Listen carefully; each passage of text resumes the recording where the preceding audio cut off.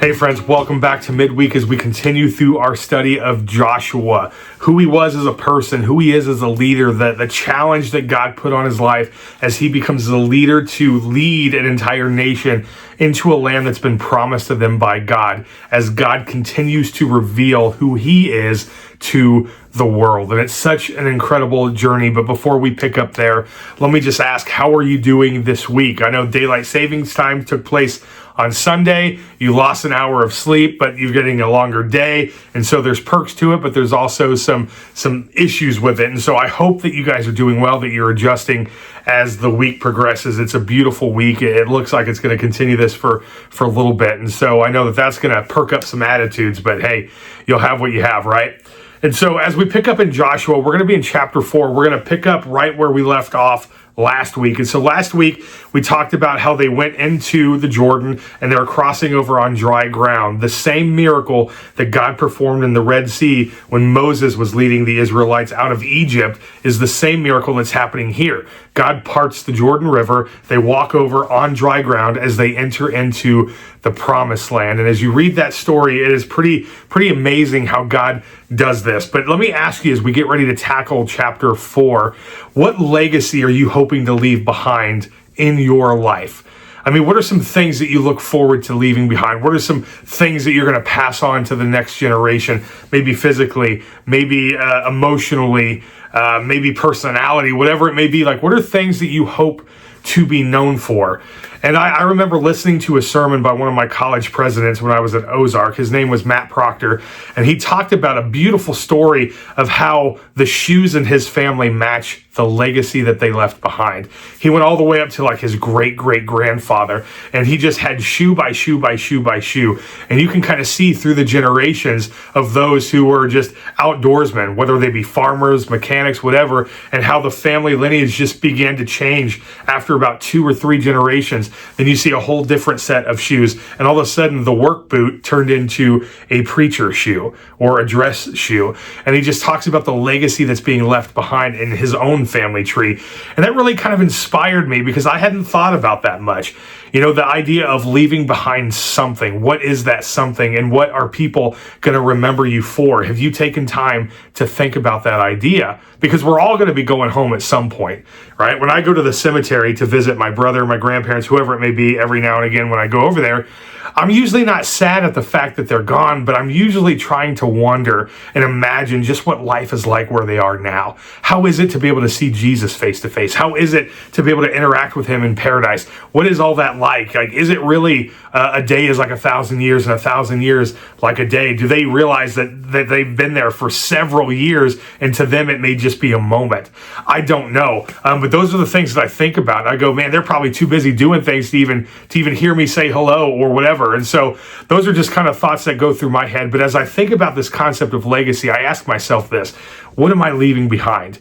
And in this chapter, in Joshua chapter 4, we're going to see this concept play out just a little bit, because as they cross the Jordan, I'm going to summarize this chapter for you, but as they cross the Jordan, the last part of the nation, you know, there's 12 tribes, so the last tribe that crosses, God tells Joshua to have the people, one from each of the tribes, so 12 people, gather together and grab some stones from the Jordan, each tribe representing one. So each person that was appointed is going to jump back into the dry ground. They're going to grab a stone, and then they're going to cross over into the promised land, and they're going to be moving forward. And God tells them to do this because he has a specific purpose for why he's having them build a stone. And it comes over in Joshua chapter 4, and you can see all the way in the beginning of this chapter the command that God's giving them and how this plays about. But look at verse 19.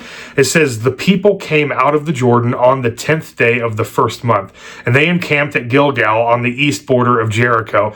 And those 12 stones which they took out of the Jordan, Joshua set up at Gilgal. And he said to the people of Israel, when your children ask their fathers in times to come, what do these stones mean? Then you shall tell your children, know Israel passed over the Jordan on dry ground, for the Lord your God dried up the waters of the Jordan for you until you passed over, as the Lord your God did in the Red Sea, which he dried up for until we passed over, so that all the people of the earth may know that the hand of the Lord is mighty, and that you may fear the Lord your God forever. So what he's doing is he's having these guys pick up these stones, and he's creating a memorial.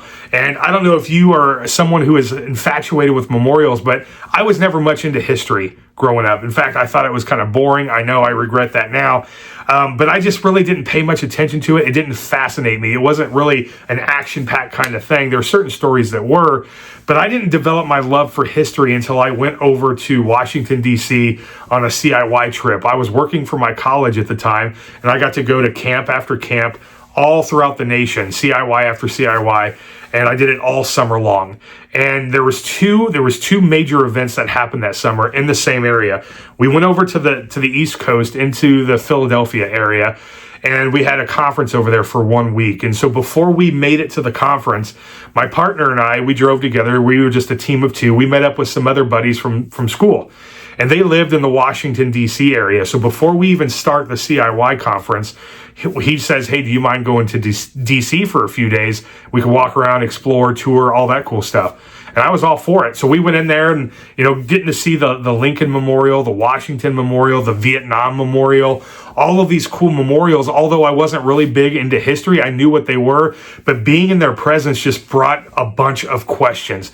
Man, I wonder what Abe Lincoln really was like. I mean, the statue's ginormous, but the impact that he made, I know through the history and learning about the president and all that good stuff. But I wonder who he was as a person.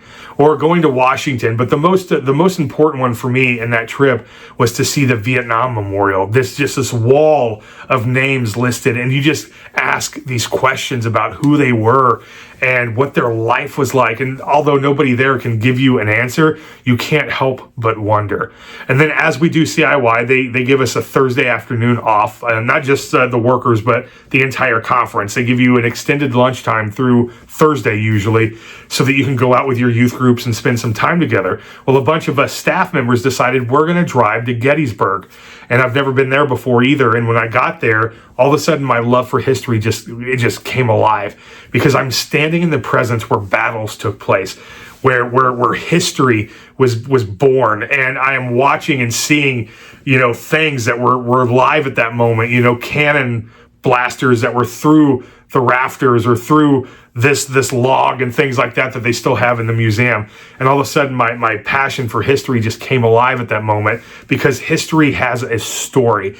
And that's what God is trying to tell Joshua to do, is to develop a memorial, set up this memorial with these 12 stones, so that when your grandchildren and all of these kids start having kids, that they start looking at this memorial and they say, hey, what is this here for? And it gives you an avenue to start talking about what God has done. Now, if you remember your Israelite history, it only took maybe 12 days to get from where they left Egypt all the way to the promised land, about 12 days, 14 maybe if you're moving slow. So you're looking at maybe a 2 weeks journey to get from A to B, and yet they were lost in the wilderness for 40 years, which means that there was a new generation that's being born while they're lost in the wilderness. They didn't get to see a lot of the miracles that God did with Moses. And so what God is doing is he is establishing a line of history. So when people see this, they know that this didn't just happen by chance. So they walk by, they see these stones perfectly piled, this memorial that was built, and it's going to beg that question of what happened here. So they go home and they ask Dad, hey, what took place here?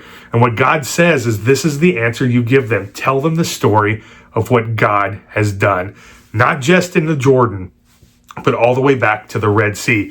Give them this history lesson so that they will know and fear the Lord. I mean, isn't that incredible advice? And that's not just pertinent to this generation. How does this apply to you and I? What do you want to be remembered for?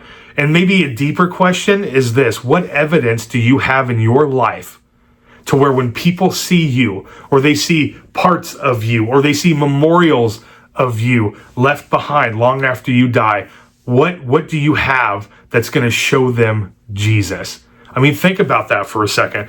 What evidence does your life hold today that when people see you, when they talk about you, when they see who you are as a person, they already know that dude knows who Jesus is.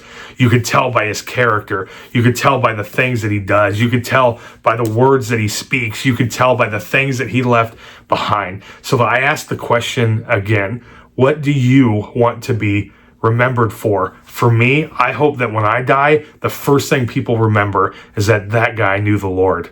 He knew the Lord, he loved the Lord, and he tried to tell as many people as he could about the Lord. That was the most important thing in his life. Are there going to be other elements? Yes. But my fear is that our culture today, if I were to die in the culture that we live in, would people even know who Jesus is? Would they even know that I was a Christian? And those are the things we need to do so that one day when your grandchildren, and they may not have a firm memory of you, but my great-grandchildren, most likely, if I ever get to meet them, which hopefully I do, but if God takes me home before that time, I hope that my kids remember stories about their dad. I hope that my grandkids remember stories about their grandpa so that they can start sharing this legacy and they can say, you know, my dad had rough areas in his life, but he knew the Lord. He broke the mold. And they may line up shoe after shoe after shoe. And all of a sudden when they get to mine, it's a dress shoe. Now, I'm using all that as in symbolic language because I don't wear a lot of dress shoes. But you get the point, right? And so the idea is, what legacy are you leaving behind? So that when you go, what memorial will they have that speaks about Jesus? That's the point of Joshua chapter 4. And the good thing is the fact that we're still alive and we're still breathing today. God is continually writing memorials in your life so that as you get closer to him, people will ultimately get closer to him as well by looking at you as the example of the history that he's making in your life. Friends, we're praying for you. We hope that you're doing well, and we are going to be going through this journey through Joshua, so be ready. It's going to get fun. Have a great week. We'll see you next time.